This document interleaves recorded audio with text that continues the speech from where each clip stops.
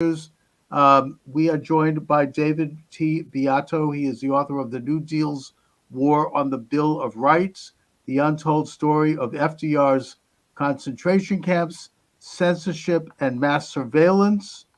Dr. Beato he is a research fellow at the Independent Institute and professor emeritus at the University of Alabama. He received his PhD in history at the University of Wisconsin. He's the author of T.R.M. Howard, Doctor, Entrepreneur, and Civil Rights Pioneer, and From Mutual Aid to the Welfare State, Fraternal Societies and Social Services, 1890 to 1967, among other works. David, thanks for joining me this afternoon. Thanks for having me. So I want to start with a quick thumbnail with regard to FDR, Franklin D. Roosevelt's administration, as the sort of not the originator, but certainly a catalyst for a move toward what we now have as obviously a surveillance state. You claim that he is really one of the architects that has led to the present situation. So let's give us a bit of an overview on that. All right. Well, this Roosevelt is generally not associated with mass surveillance, and I think that that's partly because people are looking in the wrong places. They're looking at the FBI, for example, which during this period had, oh, I don't know, less than 200 phone taps on any given day. It had some unauthorized operations and so forth, but that doesn't really rise to the level of what we're familiar with today with mass surveillance. So what you need to look at is the role of a congressional committee that FDR was instrumental in creating. It was called the Black Committee. It was a U.S. Senate committee created You in go 19... black, right? Hugo Black from my state, Alabama, best Yep. known as a Supreme Court justice. However, at the time, he was best known as a populist, I guess you'd say, in a lot of ways, very loyal New Dealer, very ruthless, very effective point man for Roosevelt in the U.S. Senate, Hmm. and very partisan. So again, these are all labels that we wouldn't really associate with him on the court, but definitely was the case in his political career. Okay, well, Roosevelt is elected in 1932. He takes office in 33, and people are supportive of him. Um, but by 1935 or so, there is rising opposition. And this is reflected by elections. For example, the Republicans take control of the New York State Assembly. They win a Hmm. lot of what you would call by-elections. Roosevelt has fallen in the polls. And again, these are credible polls, right? In fact, in 36, he is shown as losing in very credible polls. And this is believed by the administration that he's in trouble, or potentially that it could be a competitive race. Of course, it ended up being a landslide, but they didn't really know that was going to happen because things had changed. So basically, this concern leads to a view that, look, there's this criticism of the New Deal, there is a rising criticism of Roosevelt. We need to get a handle on this. And they start to open investigations with the hope of perhaps discrediting this opposition. And the idea they come up with in the administration is, well, let's investigate these groups, these anti-New Deal groups, as lobbies, because that's kind of a bad word, and so forth. So let's look at them as lobbies. So they set up a committee in the U.S. Senate. Again, the administration orchestrated this, and they orchestrated the appointment of the first chair of that committee, Senator Hugo Black, because he was regarded as very loyal to the Hmm. New Deal. So Right. Black begins the investigation of anti-New Deal organizations, and he has a very broad mandate because they say indirect or direct lobbying. So what would indirect lobbying be? Be what we're doing right now. Yeah. Anything that could have an Opinion. impact on ideas, on Sure. the political Hmm. climate. So it's just about anything. So Right. he calls in, Black calls in witnesses, and it doesn't always go well because a lot of these witnesses push back, compare him to the Soviet secret police, and you know, it's not as effective. So Not they a good come up look. with the idea of what if we got a hold of their private telegrams and we could bring them in, and then we'd have that information in front of us. Well, that's not Sure. easy, but there was a law. And this law required the telegraph companies, the big one, of course, was Western Union, but all of them had to keep copies of all telegrams. And these had been used for subpoena purposes in the past if you had a specific case. Like any other communication, you had to name the specific person and what you were searching for and all of that. Hmm. But they went to Western Union. They tried to do end run around that, and the Black said, here's one thing he wanted. Said, I want all access to all private telegrams sent to and from every single member of Congress for an entire 9-month period. Okay. Western Union says, well, do you have a subpoena? No, there's no subpoena. We just want it. So they basically didn't go along with it.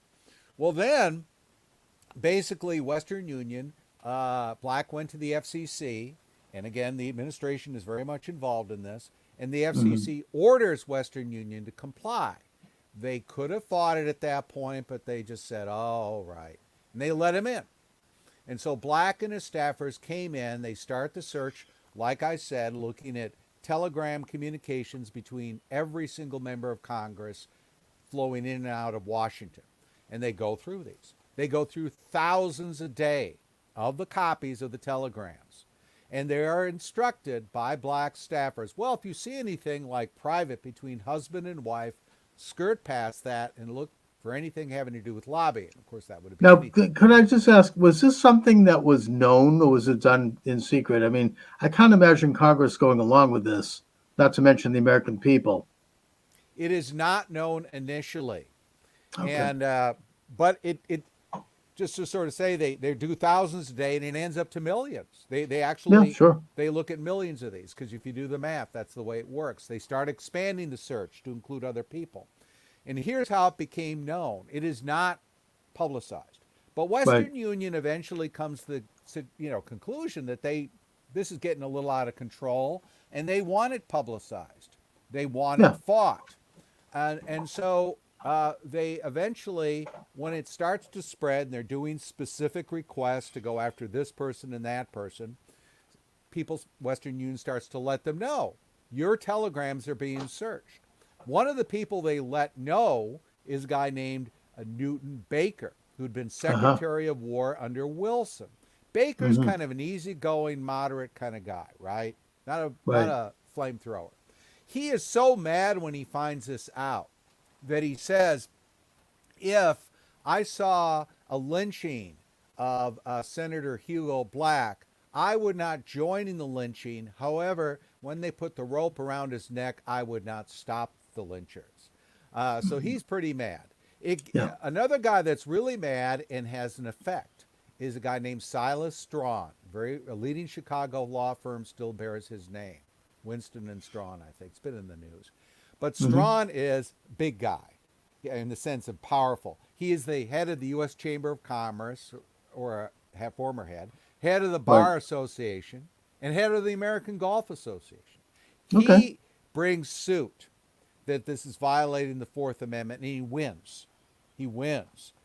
Sure. There are other suits brought, and Black eventually just says, because they don't have the power to order him to return the telegrams. They say, we have limited power with regard to Congress, but we're going to step in and say you can't do this anymore. Black says, well, we've completed our investigations. We had millions of telegrams. And Right.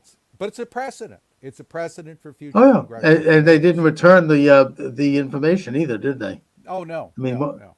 so they had that in house, and they could go through sift through all the dirt which they're trying to get on people to blackmail them, basically, Yeah, there are and thousands use of copies made. You can go and find them at the Library of Congress or U.S. Archives. They're incredible. in there. And obviously, that's information that could be used, politically. And I mean, this is what they did to Trump, right? The FISA courts were spying on him and bugging the Trump Tower, and they had surveillance. But the problem with that one is that they had to go before a judge to make the case for that, and that's when they brought in that phony dossier, and they Yeah. But the point I'm making here is and Nixon with the bugging of the Watergate Hotel. This is something that apparently under Roosevelt was done at a massive scale by the Senate, and it was just unprecedented in terms of the level of surveillance. It wasn't, but it backfired. And this is what's the difference with today. There were a lot of people on the left, a lot of New Dealers who didn't like this. And one Right, example of this was the great newspaper baron uh, uh, Black released a telegram from William Randolph Hearst to one of his editors, which was kind of like, this guy's a communist. And it was sort of an over the top telegram. And right, what Black thought is this would hurt the opposition. But what ended up happening is a lot of key New Dealers, like a guy named Emmanuel Seller, who I remember from my youth, still around, hmm who I yeah, thought was a hack. He just said this is Mussolini tactics here. Roosevelt. I yeah, mean, they went after the administration, and they would say things like, Black, who was a lot like Trump in many. I mean, Hearst, who was a lot like Trump in many ways. He's like an American, like everybody else. He has the same rights as everybody else. So that's the difference with today is that you have a lot of people on the left who push back against this stuff.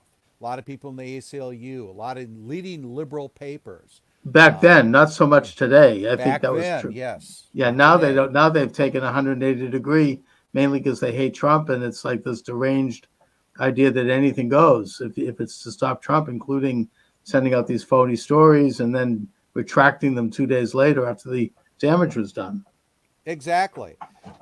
And people were able to rise above that. I mean, Hearst was despised by a lot of people on the left. Right. But Oh they yeah. said, look, Sure. he's an American citizen, and this is bad what he's done. His private telegrams, for God's sake. And Black is releasing them to the public as a political ploy to win support for the committee, to make Hearst look bad. And this is Right. just, there's a reaction against this. Yeah. So, I mean, and once the reaction took place and the whole operation was ended, as you say, it set a precedent. And FDR and his people, I assume that the Black Committee forwarded it to them. They then had political fodder to use against their opponents. They did, but it was a valuable precedent in another respect because the court had ruled that this was a violation of the Fourth Amendment. By the way, they're using the term right of privacy all the time, critics of the Roosevelt administration.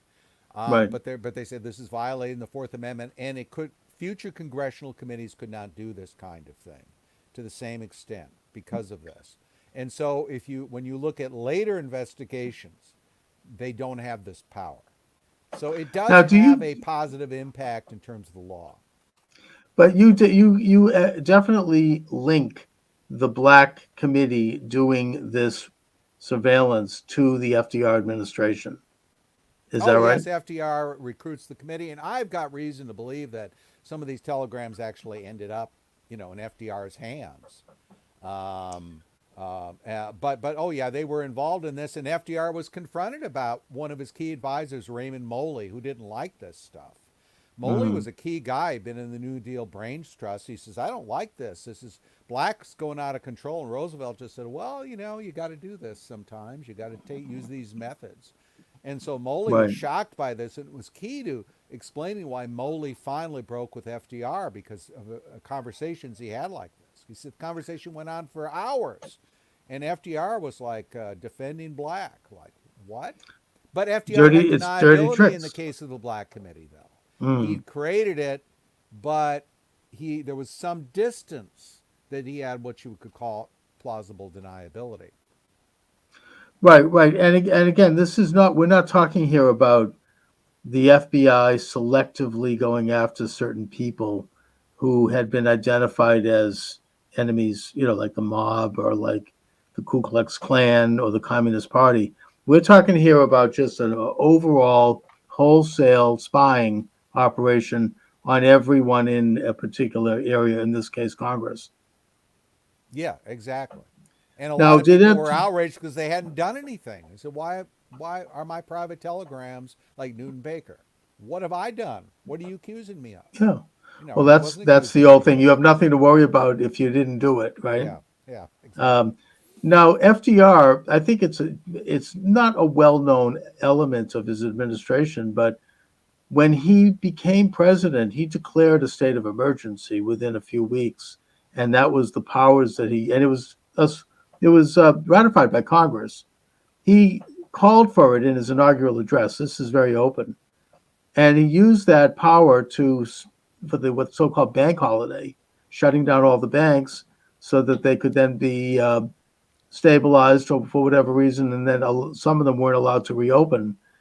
But I think it was those emergency powers that have never been rescinded from the executive branch, and they continue to this day. I mean, I think it gives the executive branch certain functions that supersede the Constitution. I mean, the whole, alphabet agencies, some of them went way overboard, especially the ERA, and that had to do with this emergency power by which they were set up under the executive branch. Do you think that played any role in this? Um, I I don't know specifically. Certainly, he did have vast emergency powers. In fact, if you look at his 1933 inaugural address, everyone quotes the part of "all we have to, the only thing we have to fear is fear itself." That actually was not the big news story. The big Mm, news story where he says, "I want vast executive powers. I want Congress to give them to me." And it was sort of a threat, and it's at the end of that speech. In that, if you look at the newsreels of the time, the newsreels don't pick up on the fear section; they pick up on that. So the only right. surviving newsreels are those that highlight that part because people went, "My God." Oh yeah, right. They pull out that quote, but he did get those emergency powers, and technically, I mean, I've heard some people who are theorists on this. Technically, it was a declaration of war. It was war powers, and it Yeah, a was a lot of these are World declaration. War One powers, like the Trading with the Enemy Act and that kind of That's thing. They're right. I mean, building on this. it They're building it on this brought precedent. Yeah. it brought that back. I mean, just a little historic on that. I mean, Wilson during World War One was able to literally suspend portions of the Constitution. I mean, there were people put in prison for speech, including Eugene Debs, who was the head of the Socialist Party, and convicted in these sort of trials where there was no witnesses and it was very authoritarian in nature, all done under the guise of of a national emergency under war. Those were mostly rescinded. I think they probably all were rescinded at the end of the war by Harding, who then pardoned Debs and sort of put that aside. But Roosevelt wanted to bring that back, I think, under the guise of dealing with the Depression. And I've heard it suggested that that power has continued ever since. I mean, every 2 years when the new Congress sits, they renew it, even if it's just a little tiny piece of language in something. And that it's the basis for this massive government expansion overall, but specifically for the surveillance state. It was used by FDR to intern Japanese Americans before the war. And we're not talking here about spies. I mean, the FBI knew who they were. They did detain them immediately. We're talking about everyone, the entire population with Japanese ancestry. Well, if you Uh, look at that executive order that Roosevelt interned the Japanese, the word missing from it? Japanese. It yeah. uses terminology like persons who must be removed and other persons. It's a little bit like the references to slavery in the Constitution. They don't say slave. It's sort of like that. And Or, this, when this came to Congress, because they had to fund it, Senator Taft said basically this is the worst piece of thing I've ever seen because the legislation was the same way. Now, when it gets specific is when the military starts the actual operations of internment and evacuation. Then they say everyone of Japanese ancestry. But again, it's this uh, whole deniability. And I've never gotten a good explanation as to why Roosevelt's executive order, which was clearly intended to intern the Japanese, did not use the term Japanese once. And it well, I seems mean, to me it isn't all that fits in classic? with this deniability. He can blame Yeah, other people. plausible Yeah. deniability. It's a Yeah. I mean, the other example under FDR was that the convening of the Evian conference in 1938, which was brought actually by Salar, Congressman Salar, among others. to address the problem of Jewish refugees trying to get out of Nazi Germany. And it was headed up by an American a businessman by the name of, I think it was Campbell. And there were delegations from countries all over the world. And it was to address this question: can we help resettle these people as refugees in maybe Latin America, Canada? The conference didn't use the word Jew. It just simply talked about a vague reference to refugees, and it decided that it would not allow any of them out. It's one of these little chapters of American history that brings up the question that you're bringing up now with regard to the Japanese, which is why. Nobody knows why, but it's a classic example of this kind of bureaucratic legalese Yeah. that's sometimes used to create a level of deniability for the government. But when they did the specific enforcement, they had to get specific and very Right. specific. So when the military is doing its orders, it says everyone of Japanese ancestry. And we have to realize what that included. If you lived in the designated area and you were an orphan in an American orphanage of Japanese ancestry, you had to go to the camps. That's how specific that was. So it's Right. very different than the Italian or the German internments, which, I think there are plenty of problems with those. But, Right. we didn't have Joe DiMaggio's family or Frank No, and they Sinatra's weren't family or returning the whatever. entire Yeah. families. I mean, Yeah. they were taking in maybe a handful of people who might have been problematic in the wartime, but it wasn't. And they knew those same people of Japanese ancestry too, and that would have been, I mean, they could have defended that, but it wasn't like an entire Yeah. internment of an entire ethnic group, No, which this of is on a course is different scale. And if you look at early polls that were taken, then as Americans were generally satisfied with the policy from December 7th until February, which was basically treated the Japanese more or less similarly to the Germans and Italians. There was mm, no great rising demand to put the Japanese in internment camps that FDR no. was responding to. That is a myth that is perpetuated by history textbooks. They'll quote polls, but the polls were done after it was a fait accompli, Right, not and before. also after they had launched a propaganda campaign of demonization, Yeah. which dehumanized Japanese people. I mean, even a lot of people were involved in that. I think Disney was involved in it. There's this massive national kind of denouncement of the Japanese people, and we've seen that happen somewhat recently in certain situations. I don't want to get into this too much, but I would argue that this happened against people who didn't accept the jab, right? There Yeah. was talk about internment camps. There was, oh, they're killing people, and that kind of ridiculous Well, they demonization. were doing it in Australia, basically. Oh, they actually set up camps in Yeah. Australia. Yeah. So, this is a kind of power that has expanded. And I think that I don't have the details on this, but I understand that President Barack Obama signed legislation that actually makes it legal and official for the government to engage in propaganda. And again, I don't have the details. I should do a deeper dive. Well, when I started writing this book, which was 15 years ago, I couldn't have imagined how many modern parallels would appear in such stark form. And one of them was this whole issue of fake news, right? Right, And the government, FDR was very much at home with that theory that the newspapers that were criticizing him, when we're talking about the top metropolitan newspapers, because this was a time when the print press was against FDR. right. And he was accusing them of fake news and Fake news. misinformation and all of that. And he was saying to reporters things like, I know you guys are told what to write. I love all you reporters, but I know they tell you what to write. It was this conspiratorial stuff. And, but, No, but I get it. but but you see things like that. You see things like the Twitter files. You see Mm. all these parallels, sedition trials. I thought that was gone when I started writing my book. Sedition trials, that went out with the 1950s. Now they've come back with a passion.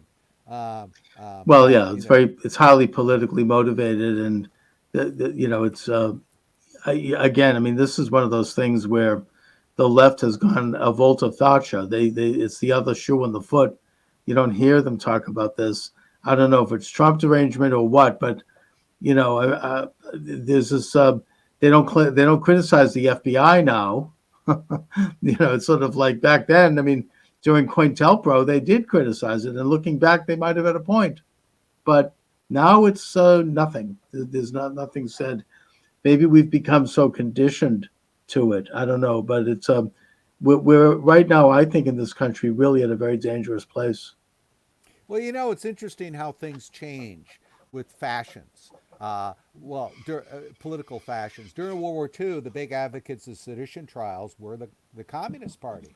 And many people on the left wanted to prosecute uh, critics of the administration for sedition over and over again. And guess what? Only a couple years after that all petered out, they are being prosecuted. And then they suddenly start, many of them, belatedly making pro civil liberties arguments. So that's what you see as a common pattern in American history where people just, they suddenly discover civil liberties when they're under threat. It's sad. And that's why Right, I find some encouragement in this period because I do find people that are pretty consistent on both the left and the right over time. right. And we need more people like that now. Especially now because of the censorship that's happened in big tech and the attack, I think, on Elon Musk, which I don't endorse many of his things. I mean, but the only reason why he's under attack is because he wanted to free Twitter, and um, and even there, I'm not sure he's done as much as it would have. I wished he'd done, but he did take some steps, and that was huge because there had been such a regime of censorship put in place, and you had major universities set up these quote misinformation think tanks, these censorship mills, like the Shorenstein Institute over at Harvard, that were examining ways to affect algorithms and how to take out certain uh, thinkers who use certain words. And we're not talking here about, as Supreme Court Justice Oliver Wendell Holmes said, yelling fire in a crowded theater. Of course, there has to be community standards. We're talking here about political opinion, about dissent. Anyway, Yeah, I think you see precursors to that during this period, indeed. definitely. Well, I mean, look, I think that it's interesting that FDR wanted to control what people thought and how they thought it, which is what this is. I mean, you control the high ground of media and culture. And I think that that's something that there's a dark tendency for anyone who is in power to want to do that. The only question is, the issue is how far they've gotten in terms of doing it. I recall in the late '70s, the church committee hearings. It was revealed, according to testimony, that the CIA had what was called Operation Mockingbird, where they were literally paying journalists cash in suitcases and other benefits to put out certain stories and certain narratives that they wanted put out. And I don't think that that's something that's ever been ended. I don't think there was any claim that it was ended. It was just exposed. Yeah, you certainly see favoritism towards certain journalists like Walter Winchell, for example. There you Very go. Yeah. much benefits from his association with the administration. He gets certain scoops, he gets certain great stories. It kind of made him really as a journalist. But what you do see during the 1930s is you see Roosevelt as a master of manipulating radio. We all know this, of course, because like Trump, he was able to go to people directly. In the case of Trump, it was Twitter. In the case of Roosevelt, it was his fireside speeches. But again, the networks really were under an obligation to give these full coverage. And you did have certain anti-New Deal voices on the radio, but by 1938, they're all network radio anyway. They're all forced off the air because the administration is manipulating, often behind the scenes, its authority to get people off the air. Like a guy named, very well known figure at the time, was named Bo Carter. He was on several days a week on network radio, had been supportive of Roosevelt, and he turned against him during the court packing period of 1937. Right. He's very popular one day, and the next day he's sort of being gradually marginalized and forced off the air, and he's off the air by 38, and there isn't one left. And Roosevelt does that through a lot of different methods: FCC, network broadcasting code, but also advertisers. One of Carter's advertisers was a woman named Marjorie Merriweather Post, who actually owned Mar-a-Lago one time. Very powerful figure, and Hmm. she's a Democratic donor. He says, "Hey, can't you do something about this?" And lo and behold, Carter's Yeah. off the air. I mean, I don't know if FDR was doing what I've heard happens now, which is that he sends the IRS after them, or Oh, use yes. them. If you Yeah, were in this time, oh, constantly. He's really. constantly going to his Secretary of Treasurer and others saying, "Can't we audit this person's taxes? Aren't they due for an audit?" And you had to be incredibly careful with your taxes if you were a critic of the administration. And several people were. They were very careful. I had the best lawyers, had the rock solid, uh, Yeah. situation. But they're constantly going after people, and this is very well documented, how that is occurring. But again, it's deniability. Roosevelt's saying that to his Secretary of the Treasury. He's saying that privately. He'd never do this publicly, which is a lot different than someone like Trump. Trump will Yeah, I just say know. what he thinks. Roosevelt would not do Trump that. has that kind of Queens, New York personality where he'll take somebody on directly, Yeah. whereas with FDR it was the classic. I mean, I don't want to sound, um, you know, bad here, but it was like the white Anglo-Saxon Protestant approach, like in old Boston, where the knife would come out behind the scenes, zzz, zzz, zzz, but you'd never see the hand that held it. They said you could almost enjoy being attacked by him at the beginning, and then then you knew what was happening. The famous "My Little Dog" phallus speech. I mean, it's brilliant, but That he there's sends no a personal he sent attack like a there. But it's devastating. It's absolutely devastating. yeah. I mean, wait, he sent like an Air Force plane to pick up his dog in Alaska or something. Yeah, yeah, and he turns it That's, around instantly by yeah. by joke, right? Well, he had this great personality, and he had this enormously charismatic image, and this handsome head. It would be intoning this with this tone. I mean, a lot of people, and I think they still do. They work on certain affectations as part of their public image that gives them a certain. People think, oh, they must know what they're talking about. They must be, they have authority. And FDR, I think, was a master at that. It was said that he could have thrived as a radio commentator. If he had not been a politician, he would have risen to the top in that field. And I Oh, for think that's sure. true. Yeah. Yeah, he was brilliant at public presentation. Anyways, David, your book is available everywhere: Amazon, Barnes and Noble. You've got it's a site at the Independent Institute where you are part of the think tank. Um, Give us some additional sort of wrap up thoughts on this. Well, I think if you know FDR, even know Civil Liberties Record, you can learn a little bit from this book. I learned a lot during research. I didn't know about the Black Committee when I started. Hmm. Most people don't. But there's a very interesting case involving an African American Republican leader in Memphis who was really a major political figure there, and he was quashed by an ally of FDR named Mayor Crump, and through all sorts of methods. So there's a lot in here, not only in Japanese internment. There's a lot on sort of FDR's relationship to African Americans, sedition cases. Mm-hmm. For example, the Yes. black press during World War II is basically emasculated by a threat of sedition prosecutions. The government probably couldn't have done it because that would have been very unpopular, but that was threatened.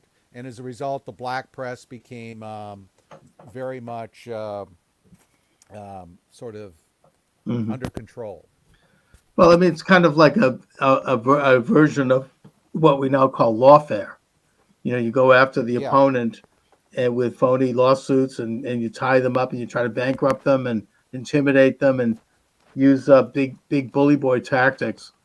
I think I read that Eleanor once approached him and said, asked him to look into the lynching, and he told her to mind her own damn business. Yeah, So and this is, this. but the historians cover for him. They'll say, well, he Oh couldn't yeah. pass an anti-lynching bill because he needed his New Deal program. Well, that's problematic, even if you look at it closely, because his own vice president was John Nance Garner, a very conservative Southerner, and Garner even went to Roosevelt and said, "We really have to do something about this. This is getting out of control, this lynching thing." Hmm. And Roosevelt told someone about this, and he said he just laughed uncontrollably. Garner talking about lynching? He didn't see this as, well, gee, maybe there's such outrage that I can do something and not have any danger to the rest of my program. So there's a jaded kind of cynical aspect to him that I think a lot of people don't really appreciate. Yeah, I mean it's a very strange personality there. I mean that would look at it that way. Um, Somebody ought to. I mean, I don't. Somebody other than Doris Kearns Goodwin should do a deep dive Well, you know, the into. best movie portrayal of Roosevelt, not well Yeah. known, but a few years ago there was a picture of Treat Williams where he played J. Edgar Hoover. And it has Hmm. that guy on MASH, David Ogden Stiers, play Roosevelt. Oh, And good. he's getting frustrated with Hoover. He said, Mr. Hoover, what you need to because Hoover was against Japanese internment. This was Oh, the scene. good. And he said, Mr. Hoover, you need to realize that in Washington, all power flows to the center, and I am the center. And I about fell out of my chair. But that's the only sort of negative depiction I've ever seen of FDR. He's still got very good PR, 80 years later. Well, he definitely had well placed friends in high places across the board, including the California governor who was leading the effort to the internment, that being Earl Warren at the time. And it's an interesting study in making these kinds of alliances. It's kind of what has euphemistically been called the Eastern Seaboard liberal establishment, I suppose. That it's very amoral and they tend to think alike, and they tend to have an agenda that's hard to explain. And there's a weird compartmentalization. FDR's own attorney general was against Japanese internment, Francis Biddle, liberal, and he held him Hmm. off, by the way. FDR wanted to go after people like Charles Lindbergh during the war. He wanted to go after the publisher of the Chicago Tribune, and Biddle kind of Right, held him off. McCormick. Yeah. But Hmm. Biddle shows this interesting compartmentalization. He dedicated his book, his autobiography in 1962 to FDR. That same autobiography has devastating commentary about FDR and civil liberties and Japanese Americans. Biddle's clear that he fought this and did not. He thought it was an outrageous thing. He ended up going along with it. But the book is dedicated to FDR, so it's hard to figure out that mentality, that Well, why compartmentalization. would he? Why do you think he would do? I mean, was this just one massive social experiment to intern an entire ethnic group? Is it similar to the lockdowns? Maybe I don't know. Not to compare, but is it like? Is that what this is about? I mean, is it like a manipulation of the public? That's an interesting question. If you look at FDR, he wrote op-eds for in the 1920s, and in these op-eds, he wrote about the Japanese Americans. He said, "Well, we don't want to have them intermarrying with us. It's okay that California has denied them property Hmm. ownership if they're immigrants. We certainly shouldn't have immigration." He in 19 late 30s he said that if we have a war with Japan, he wrote this privately, that we should intern any Japanese American who had met a Japanese ship, met sailors and so forth, in his word concentration camp. So it's Uh-huh. hard to fathom. I don't think he really needed to do it. He could have given a great speech about the four freedoms and how much Americans care about them, but he Right. kept them there till 1944. The end of and he was Yeah. so worried that in 1944 that it would hurt him in the election, even though all of his advisors just about at that time were urging him to let them go, he kept them there. So there's a kind of cold I don't know what you'd call it. Maybe it's just Kind of, it's yeah, old-fashioned racism and callousness. bigotry. You know, That's maybe part of he. it. Yeah. I mean, I know that he was. I believe he made a comment when before Pearl Harbor that he goes, the Japanese are not. They're not a threat. Japanese Air Force isn't a threat because the Japanese pilots don't. They can't. They don't have good vision. They can't see well. Well, Based upon. I mean, here's another story he told. We yeah, laughed about this one.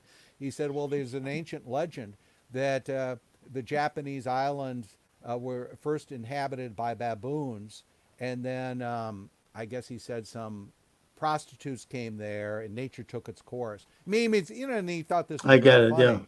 He would say things like this. right, right. And then of course he when why didn't he intern the Italians? He goes, no, because they're just a bunch of opera singers. So I guess that it's I mean he had a lot of stereotypical views Well, very of powerful people. figures were Italian in the Democratic Well, Party. that's That's part true. of it Well, too. that's Yeah. yeah, that's obviously part. I mean, you You can't can't. put Frank How could? Sinatra behind bars. It's Yeah, too I mean, much, how could you do that? You'd have to intern half of the city of New York Yeah. anyway.